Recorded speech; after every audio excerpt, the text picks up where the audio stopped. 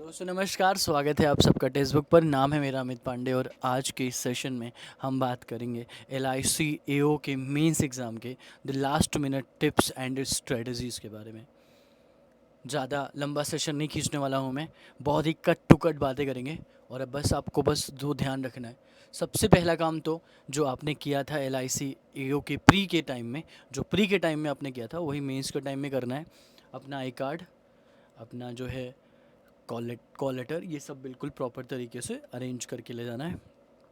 Centre पर पहले पहुंचना है, कम से कम नहीं तो आधा घंटा 20 मिनट पहले पहुंचने की कोशिश करिएगा।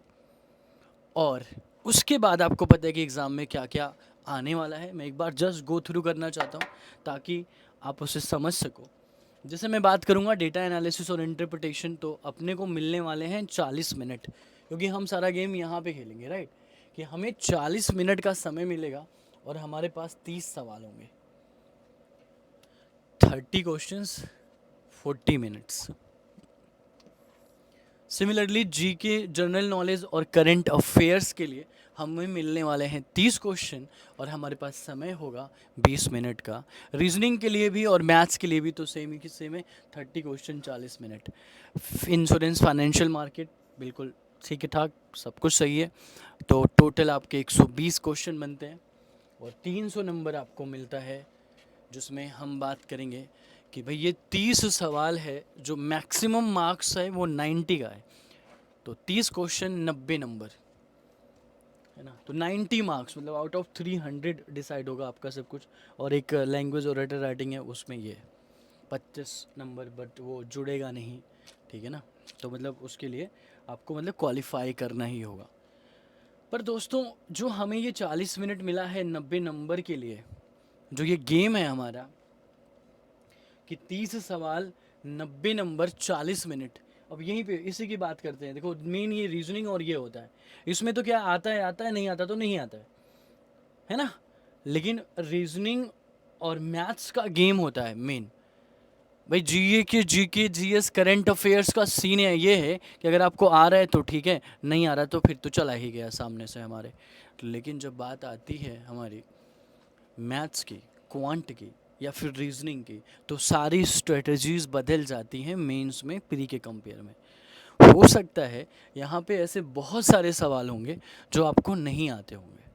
यहाँ पे ऐसे सवाल बनेंगे कम से कम 50% से भी ज़्यादा क्वेश्चन, 60-70% भी क्वेश्चन ऐसे हो सकते हैं जो आपको ना आते हो। लेकिन वहाँ पर सबसे पहले मान लेते हैं कि एक, मैं क्वांट की बात बताता हूँ। मान लो एक DI आई, तो DI के हमने डायरेक्शन पढ़ा, सब कुछ पढ़ा और हमने पांचों सवाल पढ़े। अब हमने स्टार्टिंग से लेके फर्स्ट पढ़ा, सेकंड पढ़ा, थर्ड पढ़ा, हमें कोई सवाल ही नहीं आ रहा। तो पांचों सवाल को देख लिया, ओवरव्यू कर लिया। तो ऐसा भी हो सकता है कि एक DI में हमें 4 सवाल नहीं आ रहे हो बट एक सवाल आ रहा होगा, ऐसा भी हो सकता है। तो हमें बस उसको जब और सुनो, जब हमने उस DI का एक सवाल किया ना, तो हमको कॉन्फिडेंस आ गया, तो हम दूसरा भी कर पाएंगे, हम तीसरा भी अटेम्प्ट कर सकते हैं। तो बस आपको ढूंढना है पूरे पेपर में, इन 300 सवालों में ढूंढना है कि कौन कौन सा आपको आता है और फिर उसको करना है। एक DI के एक सेट में आपको ढूंढना है कि कौन सा आपको आता है। सबसे पहले उस सवाल को करना है जो आप आराम से कर सकते हो। तो जब जो सवाल आपसे एकदम आराम से बन जाएगा, इसका मतलब ये हुआ कि फिर वहाँ पे आपको कॉन्फिडेंस आना शुरू होगा। तो इस पेपर में, मेंस के पेपर में, यहाँ दो जो सेक्शन है, इसमें आपको बहुत ही अच्छे से दिमाग लगा करके काम करना है। क्योंकि देखो सेक्शनल टाइम भी है, सेक्शनल टाइम मिलने वाला है बाहर से, ऐसा तो है नहीं कुछ अलग से समय मिलेगा आपको। 40 मिनट 30 सवालों के लिए मिलेगा, आराम से अटेम्प्ट होंगे, ढूंढ ढूंढ के क्वेश्चंस को करना है। सेम रीजनिंग में भी जो चीज़ें आती हैं वो पहले करनी है, जो नहीं आती, कोई ऐसी पजल है जो लगता है कि फंसेगी तो फंसेगी, तो फंसेगी, अब क्या ही कर सकते हैं। तो रीडिंग पे ध्यान दीजिएगा। जैसे मान लो कोई सवाल फंस गया, आंसर नहीं आ रहा, तो देखना कहीं कोई सिली मिस्टेक तो नहीं हो रही। एक आध सिली मिस्टेक हो जाती है तो ब्रेन को पूरा कॉन्सेंट्रेट रखना है वहाँ पर, और डेफिनेटली आप अच्छा कर पाएंगे। तो बिल्कुल आराम से जाइए, एकदम एंजॉय करते हुए, और जो चीज़ आए वो करिए। बस ये समझिएगा कि आपको अपना बेस्ट देना है किसी भी हालत में। जो तैयारी करी है, जो पढ़ाई करी है आपने इन दिनों में, वहाँ पे उसका प्रेजेंटेशन कर देना है बस। और बिंदास होके पेपर देना है, कुछ ज़्यादा टेंशन लेने की ज़रूरत नहीं है, छा जाना है। मतलब अंदर से अच्छा फील करना है कि मैं अपना बेस्ट देने आया हूँ। और बहुत टफ अगर पेपर बाय चांस आता है तो कोई पैनिक मत करना, वो सबके लिए टफ होगा।